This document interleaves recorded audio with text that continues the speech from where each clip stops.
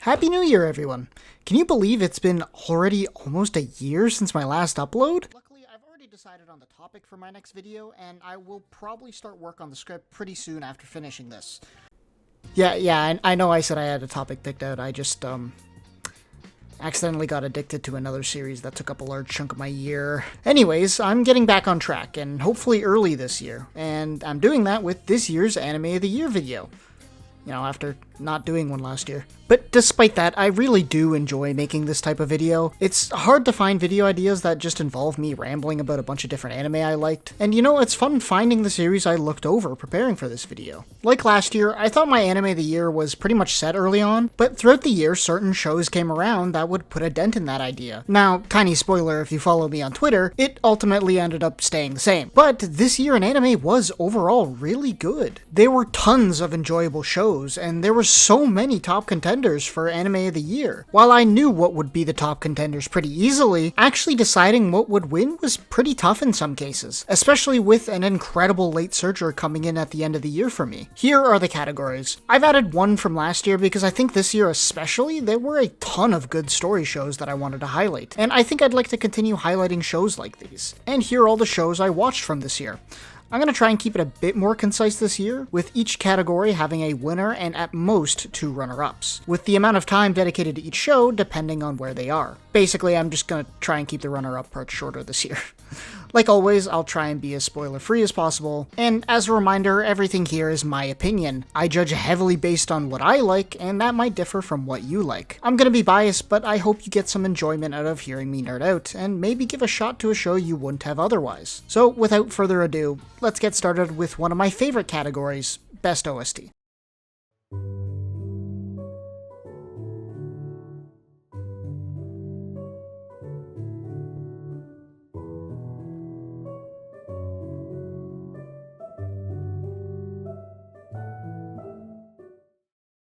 Now, most of you probably know I am a huge OST guy. It's something I really pay attention to while watching a lot of stuff now. OSTs have the potential to turn a solid scene into a great one, and an amazing scene into an unbelievable one. And this year there were a lot of solid OSTs overall, but only 3 of them really stood out to me. OST was actually among one of the categories I had a lot of trouble deciding on until the last couple of months when 2 massive contenders really cemented themselves, as before that only one show really stood out, and that show was our first runner-up, Orb on the Movements of the Earth. Now, I have a lot to say about Orb, but sticking purely to OSTs, it's still among one of the best this year. It has so many amazing tracks that are perfect at setting the tone for every scene. Every track is able to pull you right into whatever scene you're watching, no matter what is going on. And in a series about thinking, it's great at not distracting you from the point Orb is trying to get across, while also having just enough of a kick to really cement that message in your mind. And in my opinion, it also probably has the single best track of this year. Thaumazein is simply iconic. It really is just the theme of Orb. Everything Orb embodies is found in this track. In a story as impactful as Orb, Thaumazein makes that amazing scene an unbelievable one. And it does this multiple times in the series. As I said, I'm gonna get more into Orb later, so this is just your warning now. If you haven't seen Orb, just go watch it like immediately. That iconic track was really hard to beat for me for most of the year, to be honest. But as I said, 2 tracks really came in at the end of the year and turned it into a 2-horse race. The second runner-up is My Hero Academia Final Season. Yuki Hiyashi quickly shot up my list of favorite composers with his work on Insomniacs After School. And with My Hero Academia being a classic part of his work, this season was no different in terms of the quality of his soundtracks. With My Hero wrapping up, Yuki Hiyashi did an amazing job adding to the feeling that the whole series culminated to this point, especially with the incorporation of You Say Run in You Can Do It. But even with the overall soundtrack, you can feel the emotion of every scene just listening to these tracks. Yuki Hiyashi has created so many wonderful tracks for this series over the years, and it really feels like he's incorporated everything he's done with this series into all these tracks as one final send-off to not only the series itself, but to us as the viewer. Both You Can Do It and Great Hero have that feel to them, making them almost nostalgic at the same time. I'm really gonna miss this series and the tracks Yuki Hiyashi makes for it, but this was the perfect final send-off to one of his most popular works. I know I literally just said this about the last track, but this OST was so hard to follow up on. But I do think there was one series out there that, in my opinion, produced an unreal amount of good tracks and really elevated the series, just as much, if not more, than My Hero. Uma Musume Cinderella Grey is a series I'm going to get into a lot later. But Kenji Kawai has created such an amazing set of tracks here. As someone who got into Uma Musume through Cinderella Grey, it does a really amazing job of embodying the series in every track. It was one of the things that really stood out to me early on and made me invested in the series. All the tracks bring out the emotion in the characters so well, especially Oguri. So many of the tracks do an amazing job setting up her character and the amazing moments that come with them. These tracks just suck you into the scene and what the characters are saying. They add so much impact to every scene no matter what is happening. Another thing Kenji Kawai absolutely nails is the race music itself. The races are obviously a very important aspect of the series, and something that gets a lot of focus throughout it. And Kenji Kawai just hits that nail right on the head with making these moments stand out. So many of these race tracks do an amazing job of keeping you on the edge of your seat and getting you hyped up. They follow the vibe of the race and the characters from moment to moment ridiculously well. The buildup of every racetrack is something really special. It makes it almost impossible for your eyes to leave the screen. It just has this ability to really make you want to see who wins. It's an amazing OST that has a little bit of everything with tons of standout tracks. I'm a big advocate for people trying out Cinderella Grey and giving it a chance as I did, and this OST is a huge reason why. If nothing else, just give it a listen. Maybe it'll get you to give the series a chance.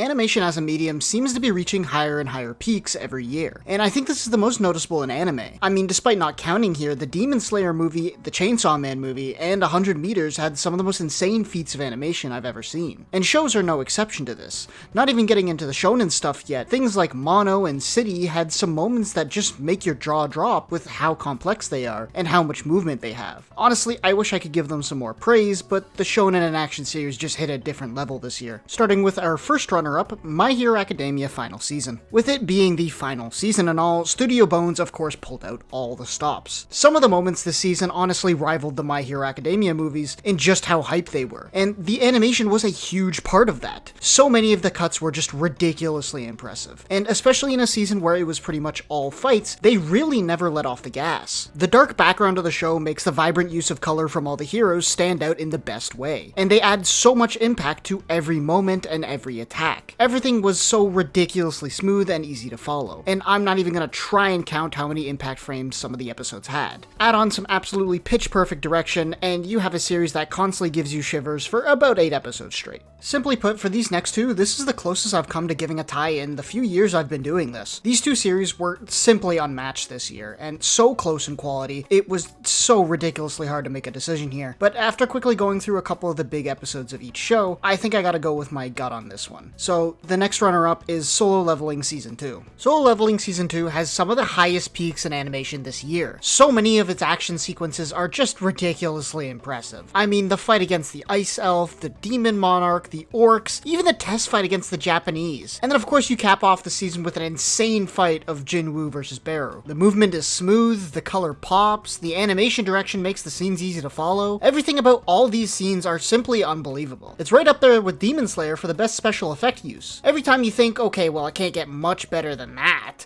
it just does. I know most of the fights get all the rage, but everything about the series is pretty high quality. You can say whatever you want about the story, but the animation here will always consistently be Anime of the Year worthy. To be honest, pretty much any other year, Solo Leveling easily walks away with this award. But this year there were so many high quality shows, including the winner here, which was just as good, if not better. And again, I'll admit this pick has a little bit of my bias in it, but personally I give To Be Hero X the slight edge here. I mean, man, one of the main character's abilities is literally the ability to change the animation style. Like, this series keeps up such high quality in so many different animation styles. It starts off with the ever controversial 3D animation, yet it's some of the best 3D animation out there. All the characters are extremely expressive, and it makes for some really smooth fight scenes with some great CGI and special effect use. And then it starts to throw in some 2D animation for impact. It starts small at first with some changes back and forth mid-fight, before an amazing, almost fully 2D fight with the two E-Souls. And then it just straight up switches to 2D and does it flawlessly. There's so many unreal fights with so many impressive cuts during this section. And it's another show where I absolutely love the use of color. It uses color strategically to add impact and give characters color schemes, so you always know which attack is coming from who. Oh, and then by the way, there's another animation style change near the end for literally one episode. Oh, and then X comes back and there's about 3 million animation style changes within like a 10-minute span. I mean, come on. The animation is literally interwoven into the story itself, and it results in moments you just wouldn't believe otherwise. To Be Hero X does this for an impressive 24 episode debut, and it just kept making my jaw drop. Solo Leveling and this were so close, but the creativity of To Be Hero X just gives it a tiny bit of a nudge for me.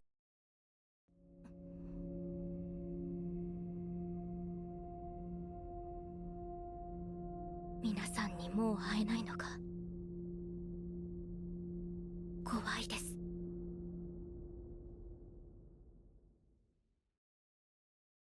This is a new category I'm adding, as I used to not have best story, because more often than not, I'd end up talking about it a lot in the actual anime of the year section, because, you know, usually the best stories end up being the best animes. I want to start this off by saying, for this first runner-up, I'm actually going to not go into too much detail here, because I'm midway through a script for a video on this series. But I do have to mention it here because it's been one of the biggest surprises to me, especially in storytelling for anime. This first runner-up is Uma Musume Cinderella Grey. The Horse Girl Racing anime? Yes, the Horse Girl Racing anime! I fucking love this series!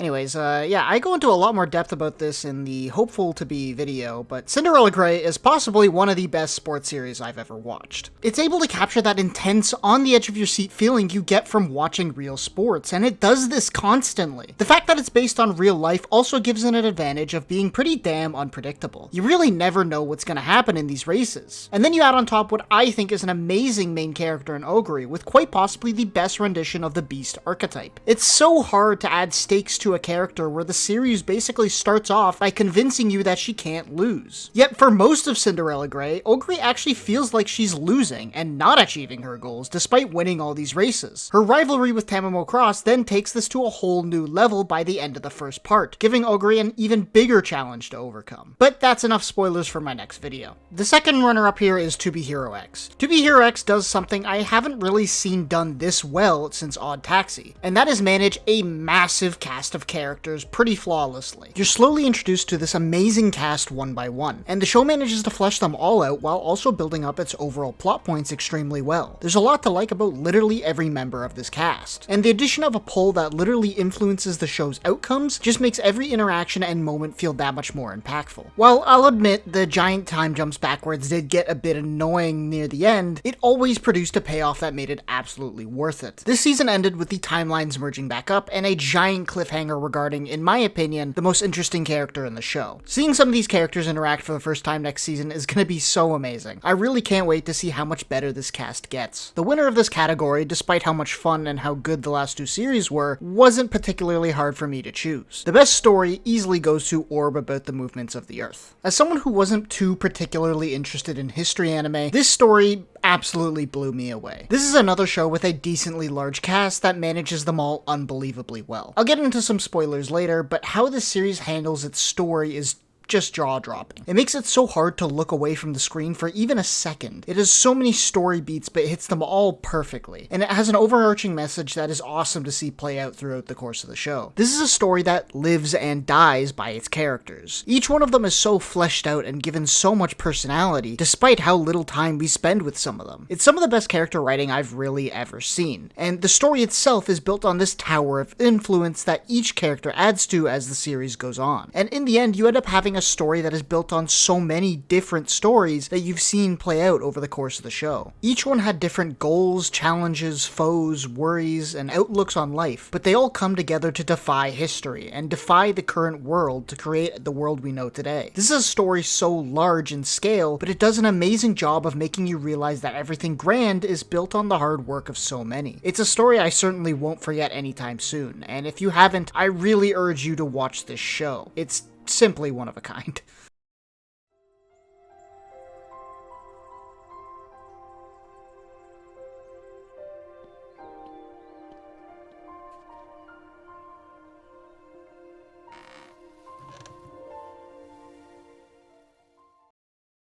Hello, editing Nick here. I'm not sure why, I just didn't think To Be Hero X was an original. Like, I thought there was some source material, I don't know why. We're already so late into production. To Be Hero X would probably win this category if I considered it an original. But obviously I didn't. So we're just gonna go based on the fact that I didn't consider it. And yeah, that's the basis for this section. Okay, bye. Originals over the 2020s have had some really high peaks, resulting in classics like Vivi Florid Ice Song and Licorice Recoil. Unfortunately, recently they've had some pretty low lows. And to be honest, I wasn't really impressed by many of the originals this year outside of one. Lucky for me, that one series absolutely knocked it out of the park in terms of quality. The winner of this category is Apocalypse Hotel. This was a series that wasn't originally on my radar, but after some recommendations got me to try it out, it quickly shot up my list of favorites for the year. The show has an interesting concept, following a group of robots who are abandoned on Earth yet continue to run their hotel, eventually taking in alien guests and facing new challenges as they continue to try and run their hotel, having to adapt to changes in the Earth and the supply issues. The story really isn't anything crazy, but it's an overall fun series that provides a lot of really great laughs, and when it needs to, it hits the nail right on the head with some of the more serious scenes, and that results in some of the most emotional moments of the year. Episode 11 is still one of my favorite episodes of the year, with the entire episode being wordless for almost the entire thing. It brings you around this now forgotten world, and in this episode, the art direction and background imagery are just insane, and then you combine that with a pretty great OST, and it just makes for an unforgettable episode. Watching Yacho grow throughout this series and going beyond her original programming was an amazing journey to see. I'm a sucker for these apocalypse settings, but especially for ones with stories like this. Apocalypse Hotel is an amazing watch, with some action, comfy moments, laughs, emotion, almost anything you could want. I really can't recommend it enough.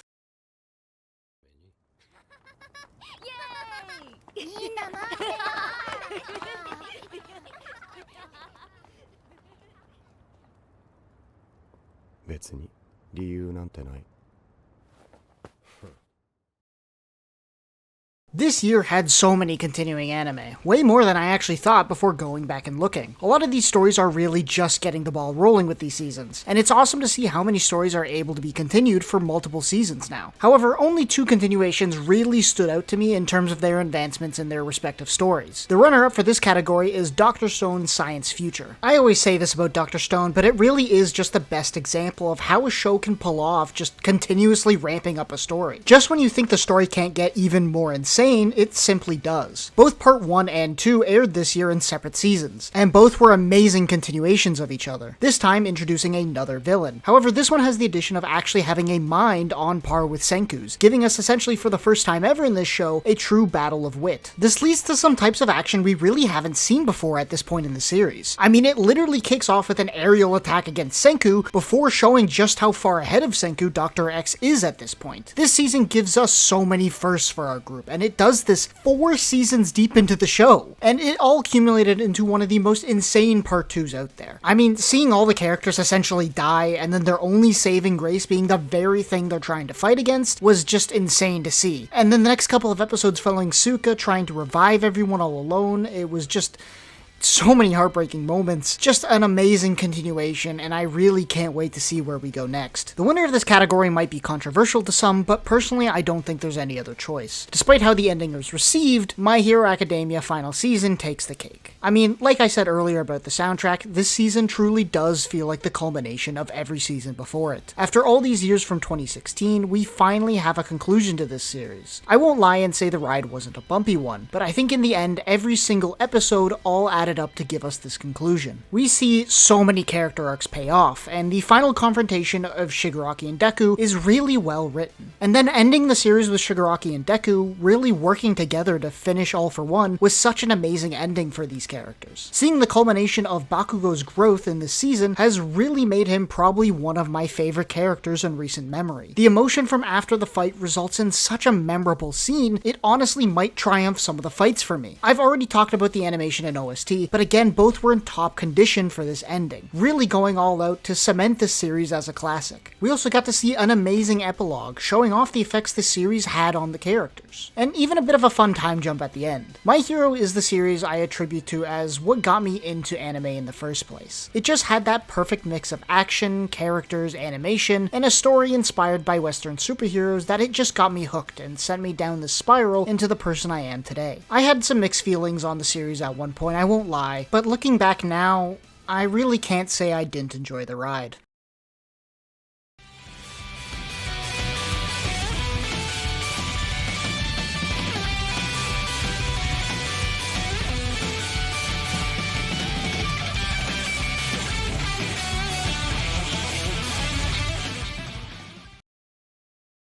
There are a couple shows every year that I think deserve way more attention than they get. But to be honest, this year had a ton of shows that for whatever reason went unnoticed and aren't talked about a lot despite how good they are, or shows that I personally found to be better than most. There are a couple that fall into both categories this year, but in the interest of time, I'm gonna mostly talk about the former, since there's a gap between them and the others. But I'm still gonna give one quick mention here because I can't help myself. Rock is a Girl's Modesty was a super fun series that is actually different than most of the band series we've gotten recently. The voice acting performance by the two main characters was awesome, and the music was amazing. It actually got me into a bunch of the tracks that they played throughout the series. But moving on to the first actual runner-up, we have Orb About the Movements of the Earth. Obviously, I just gave this best story, and it's pretty highly rated by everyone I see talk about it, so you might be thinking, well, how is it underrated? But that's just it. Despite how good this series is, I really rarely see people talk about it for Anime of the Year contention. Despite how much fans rave about how good it is, there are so many people who have just never heard of it, which, honestly,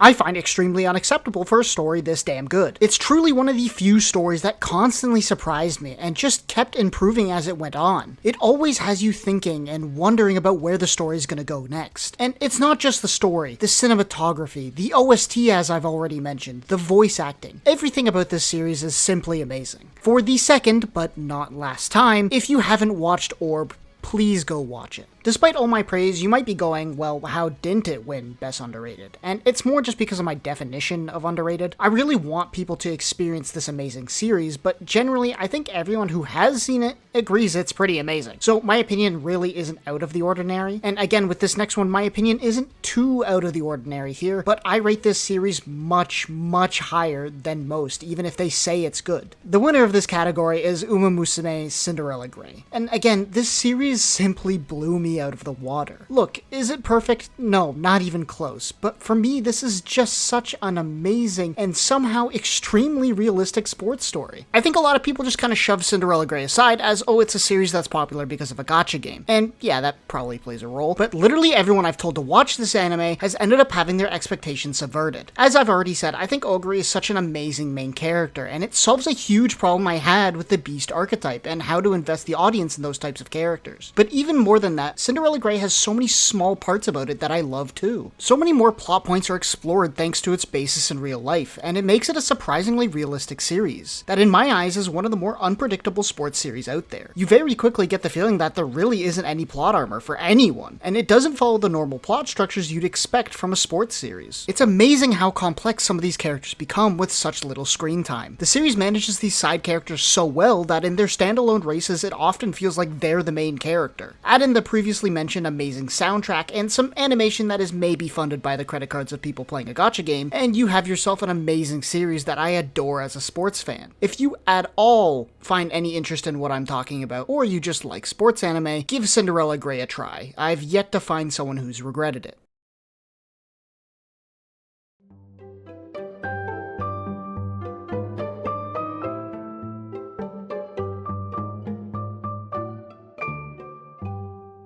Shall we?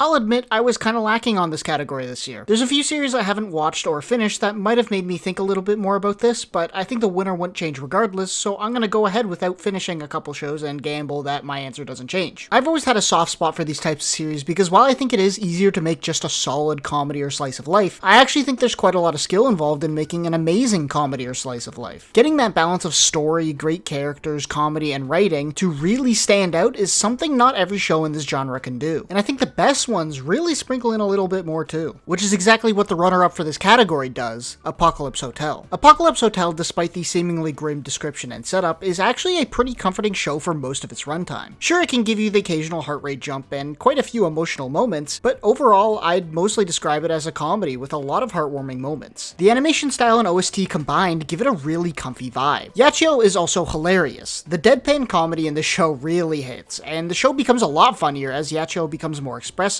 Her overfocus on literally everything involved in the hotel makes even the most routine stuff pretty funny, and it usually turns into a really fun adventure. From getting new food sources to making their own whiskey, the casual navigation of what is a post-apocalyptic world makes it a lot less jarring, and it makes it really fun to explore along with the characters. And again, Apocalypse Hotel has an amazing story, one with many great messages, and you can get really invested in these characters. It's amazing how fast you can go from heartbreak and concern to laughing your head off in this series. Apocalypse Hotel is really hard to beat here, honestly, and judging just the anime itself, it's probably better than what I'm about to mention, but there was one show I found to be a bit more comfy and more funny. And well, if you know me, you know my favorite anime is Laid Back Camp, so you know what's coming here. The winner's Mono. Mono's the winner. For those who don't know, Mono is made by the same author as Laid Back Camp, and while it has a different main gimmick, it shares that charm and relaxing vibe that I adore from Laid Back Camp. The show is all about photography and videography, so there's a ton of traveling and sightseeing, and Afro again manages to make this amazing cast that accentuates the vibe he's trying to go for. All the characters gel really well together, and their chemistry makes for a ton of funny moments, but overall it's that comfy slice of life side that really gets you. They go on tons of adventures to so many different places with tons of interesting stuff to look at. And I think one aspect of Mono that really does help this vibe is its animation style and background imagery. This series is deceptively pretty. The style is really simple, but there are tons of shots that just make your jaw drop from the scenery. And the animation quality itself is overall really high. There's tons of animation related gags, and it has some unreal cuts of animation sometimes. Overall, Mono has a lot of the same vibe as Laid Back Camp, and while I still like the latter more, Mono also has a ton of stuff that sets it apart in its own right. If you're looking for a show to relax after watching a ton of high intensity, action heavy, fast paced, and plot heavy shows, Mono is without a doubt what you should go for from this year.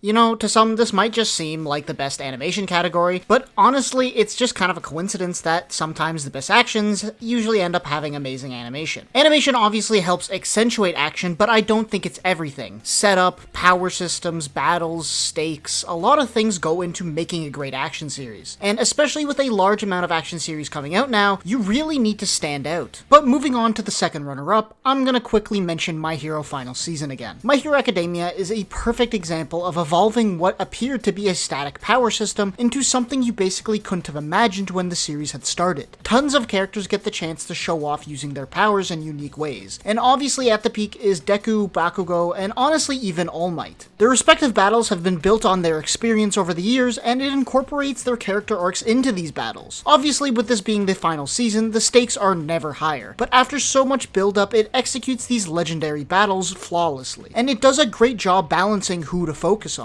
Despite how chaotic a lot of these powers are, they always do such a great job in making it easy to follow along. Obviously, there's not too much more I can say that I haven't already said earlier, so I'll end on this as it's the last time My Hero Academia will come up in this video. I think My Hero Academia is a classic that everyone should watch at some point. Opinions will be split, but as it's wrapped up, there's so much it does do well, and action is definitely one of them. The final runner-up is a newcomer not only to my video, but just in general. Gachiakuda made its debut this year with an amazing 24-episode series, and I think it was an especially strong debut in terms of action, and it does this with an amazingly creative power system that led to such unique characters, villains, and especially battles. Having a power centered around a particular object that isn't necessarily a weapon and having it be used like one, or giving objects a new function, is such an amazing premise. Some of these are a bit on the nose, like a pair of glasses that evaluates power, but as you get further along, you see some pretty amazing ones, and even if their power isn't too creative, they certainly make up for it by having the character use it uniquely. And then you double that creativity with Rudo, who can use anything as his item, leading to a unique fight pretty much anytime he's in on the action. This really gets the mind going onto what you could possibly see next. The villains are being built up really well too. You start with Jabber and then eventually go on to Zoto, and you really get the feeling that there's a lot more going on with his character. All this helped to make an amazing debut for an action series, and I'm really looking forward to how it continues to use this creativity. However, despite the amazing contenders that I just mentioned, in my opinion, best action easily goes to To Be Hero X. This series was simply a riot to watch for 24 episodes straight. The To Be Hero X world is so creative, and it uses that to its maximum ability. Having your character's powers tied directly to not only how popular they are, but also the public's perception of them opens up so many amazing stories, and To Be Hero X is quite content to let these stories play out as long as they need to reach their peak. Every single fight had just the right amount of build-up to really make you feel the weight these fights had on the story, and the different ranges of unique powers makes every fight different from the last, and honestly, we still even haven't seen the full extent of certain powers. X by themselves has so much potential as the least explored character, despite being one of the most built-up characters, and his powers resulted in so many cool-ass fights, and you add on all these connecting storylines, with some being heroes, some being villains, some being in between. Like I said, I haven't seen a story with this many characters and that has been this well connected since Odd Taxi. Season 2 seems to be focusing more on X, and I seriously cannot wait. While To Be Hero X isn't all action, it uses those non-action moments to build up its action into an incredible payoff that was always out of this world. After taking a year off, it's finally time for what you've all been waiting for. Anime of the Year. And the Anime of the year is mon ami Clair Obscur, Expédition 33.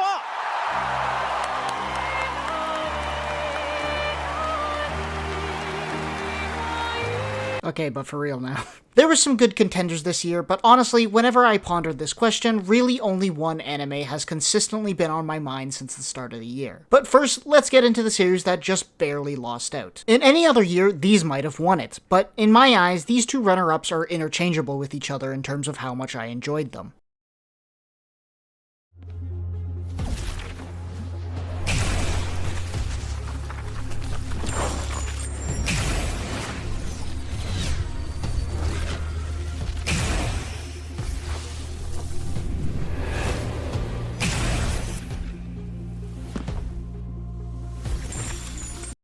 The first runner-up here is To Be Hero X. Now, I've already talked about this series a lot, and I really don't have too much more I can say other than it was simply an incredible experience. Starting out with that insane hook in the first episode, slowly building up the world, some main characters, before you add another insane cliffhanger, where you then proceed to change the art style and go back in time 30 years to follow several different characters to build up everything you need to know just before finishing it off by getting back to the present and then ending on another cliffhanger. Just saying it out loud, you can see how hard of a concept this is to make work, and yet it simply does. There's so many amazing emotional moments for so many of these characters, and the series makes it so easy to care about every single one of them. Queen fighting to fix a corrupt hero system, Ghostblade trying to connect with his daughter, Lolly trying to fight against everyone's perception, Ling Ling trying to fight against just being a normal guy. There's so many amazing stories, and they're all told in so many ways. Nice is the perfect example of this, as someone whose story we start off by seeing the end of it before going back to see what happened. You have such a unique world where the characters are defined by how the world sees them, for better and for worse. You add on some jaw-dropping animation, a great soundtrack, and what is basically a voting system on who you want to see do well in the show, and it results in something where there is simply nothing like it this year. The series ahead of this shouldn't take away from what To Be Hero X did this year, but just like To Be Hero X, in my opinion, there is simply nothing like these next two. 何が足りなかった？脚力、持久力、先手必勝の戦略か。小栗、お疲れさん。それとも勝利への渇望か。The second runner-up is the late surger, Uma Musume Cinderella Grey. You might be wondering why, despite talking about it less, it's up here next to To Be Hero X. And yeah, that's a great question. Technicality-wise, To Be Hero X probably beats it out. But Uma's connection to sports just makes it such a perfect story for me personally. Again, I have a video coming out on this whole franchise, but just talking about my experience with Cinderella Grey, there simply isn't a sports story out there like this. Having the groundwork laid out for you from its real-life component makes the show feel so realistic, as I've mentioned before. It balances on this fine line of having a perfect combination of writing and actually adapting history. You have a character who's defined by their ability to win constantly, and that makes it pretty hard for races to end up having stakes. But Cinderella Grey solves this by making Oguri constantly unable to reach her personal goals, before finally putting the nail in the coffin and having her lose an actual race. And then just when you think she might rebound, you do it again with the introduction of the zone. For the first time ever, her racing ability isn't up to snuff, and it adds a lot more complexity to this Cinderella story. It has all the ups and downs and unpredictability you find in a real sports career. Despite how much Oguri tries, not everything goes her way, and despite how normal sports series might set up a plot point, there isn't always a picture-perfect ending. The Japanese Derby arc is such a great example of this, and is something that really blew me away when I first watched it. I feel like in most series, despite not filling out the form, with Oguri's dominance she would have been allowed in the race anyways. It just feels like the more narratively satisfying route to go. But that's simply not how it worked in reality, and this allows them to put the focus on something else, and it results in such a great scene putting the focus on the what-if of the situation, and how despite her being barred from the race, she still actually accomplished what she said she would. She broke down their rules and precedents to single-handedly get the rule changed. It's a really roundabout story narratively, but it's something that I feel is only explored because in real life Oguri wasn't allowed to race. The reality is, these are just horses, and while you can borrow some of their real-life narratives, the character writing is what really pulls it all together and turns a screen of results into a character. And the teams behind these series are so good at combining reality with fiction to create so many of these likable characters with goals that make you want to root for them. You add on top these incredible racing sequences, great animation, and an absolutely amazing soundtrack, and you have a series that always has you on the edge of your seat. It's hard to have a sports series where you really don't know who's gonna win a match. Only the best of the best can really have you convinced that the main character might actually lose just as much as they could win, and Cinderella Grey is absolutely one of those series. This was a series I had absolutely zero expectations for going in when I originally started it. I mean, it's a series about horse girls racing, but I ended up being completely caught off guard by how much I ended up loving it. I said this earlier, but I'll say it again. If you are at all interested in what I'm saying, trust me, give this series a shot. While you might not enjoy it as much as I have, I've yet to hear someone say they didn't like it. わけもわからんものに熱中して命すら投げる。そんな状態を狂気だとは思わないのか。確かに。でもそんなのを愛とも言えそうです。Orb on the Movements of the Earth was simply a phenomenon of storytelling. And even more than the previous two, there is really nothing like it. You can gripe about the historical accuracy all you want, but it's a historical fiction. Ultimately, it tells an amazing and incredibly real story of what the cost of knowledge was so many years ago. This wasn't just a casual chat, it wasn't something you could just bring up with a professor, and it wasn't something that you could just Google at any moment. I'm going to spoil quite a bit here, so take this as your final warning. Go watch this show. Orb's story starts with a simple question. What if the Earth moves? This may seem pretty silly to us now, but the tone is set immediately in this first episode, as we see what happens to people who question this. Despite how simple the answer seems to us, the answer they get back then is literally torture. It doesn't matter what is true or not. Yet, despite how horrifying the cost of asking this question is, it still spirals into this grand story that is continuously built upon little by little until it becomes the solar system we know today, spanning years, multiple multiple characters and ultimately generations. I really don't watch many historical series, so having one catch my attention this fast really blew my mind, and it really comes down to how the story portrays itself. In a sense, the main character of the series is history itself, or heliocentrism itself. As I said before, we see the cost of questioning the current world in many different ways, but none of it is as good of an example as seeing the main character die. 3 episodes in, this series kills its child main character.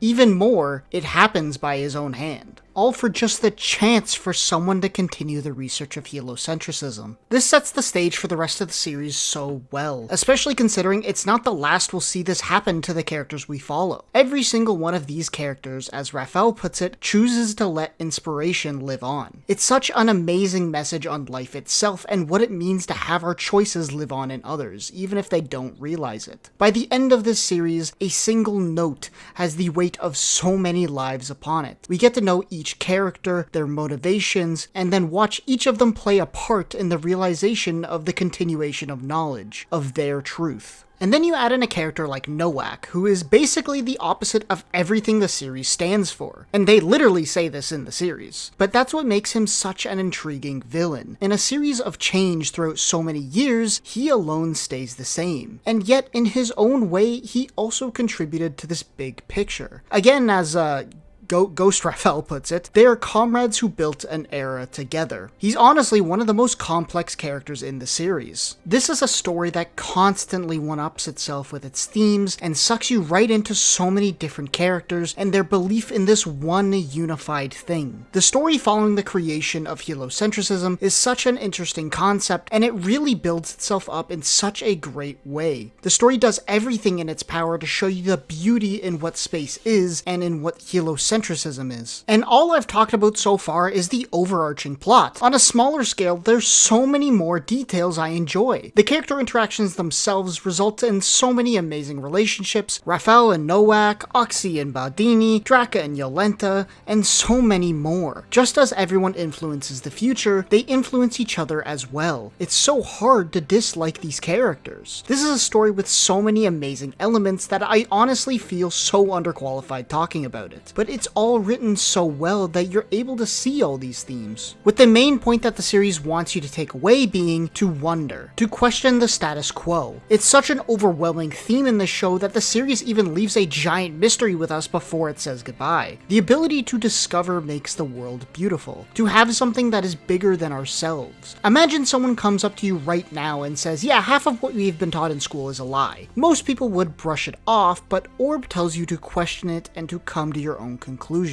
I know I haven't exactly explained this show all too well, and it's because so much of it relies on its story, and I really don't want to spoil all of it, because despite how much I've revealed, I still want people to go and watch this. And honestly, there's so many amazing things about this series that I really have to limit myself to not go on tangents and talk about. And the production of the series really is the cherry on top. There's so many incredible sequences in this series, and the direction of some of these scenes is done with such purpose, you can practically see 1,000 words in some of these stills. The voice actors all do an amazing job, especially Raphael's. You add on such a great soundtrack with one of the most iconic tracks of the year, and man, you end up with such an amazing series. So if you're wondering, is Orb really this good? Go check it out, and come to your own conclusions. After all, there's no nobler desire than to understand.